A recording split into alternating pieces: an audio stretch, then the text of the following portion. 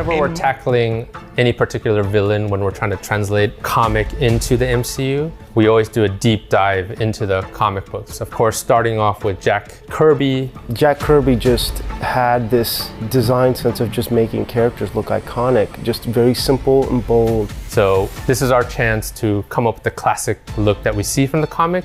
The purples, the greens, the helmet, the blue visage. One of the very first inspiration images that was given to me was of Kang just sitting on his throne. He's called Kang the Conqueror for a reason. There's a certain status that you see in him. That's where we started. The challenge in bringing these classic comic book costumes and looks into the MCU is we're always trying to bring a reality.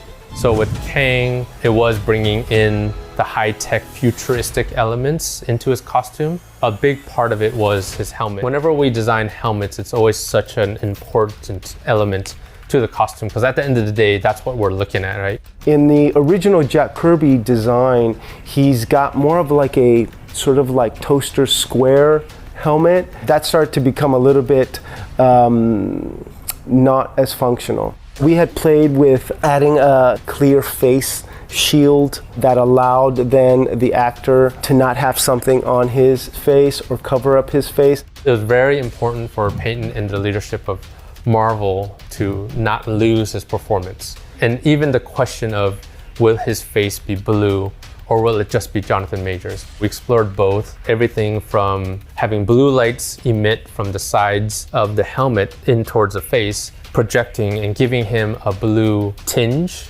to, you know, more the high-tech elements of maybe kind of an energy shield that kind of conforms to the face, that gives him a blue look. We explored a lot of different textures, different hues of blues. In the end, it was like, how much can we still see Jonathan Majors' face without seeing the sort of like blue face shield? So in the end, it was just something very simple. Yeah, the look that we're going for is more the Conqueror Kang. So he really has like this regal kind of quality to him with the cape, the robes that harken back to conquerors of the past in human history. But then we also wanted to infuse suggestions of this is a Kang from the future that has access and developed high weaponry, high sophisticated technology, even the way we designed the cape.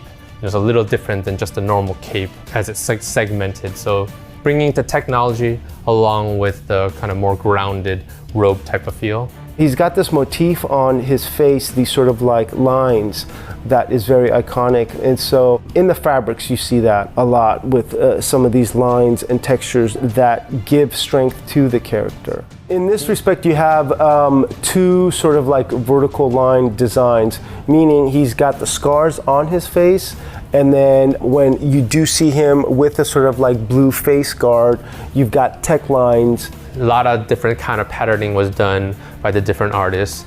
And then at the end of the day, once we got that approved, the makeup department, led by Alina Arroy, played with the ideas of doing different scars on Jonathan Majors' face. And it also alludes to why he has the lines in that blue energy kind of mask. But there's a story that maybe we'll find out, or maybe we won't. Of how the design looks on paper and then also how it was translated. So I'm gonna have to also give kudos to the costume department and props for translating this character in the real world.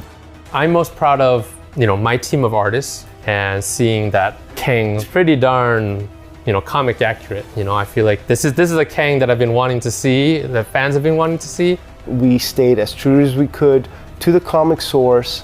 Hopefully we're not letting any fans down. I think it looks amazing. Every time I see it, it puts a smile on my face.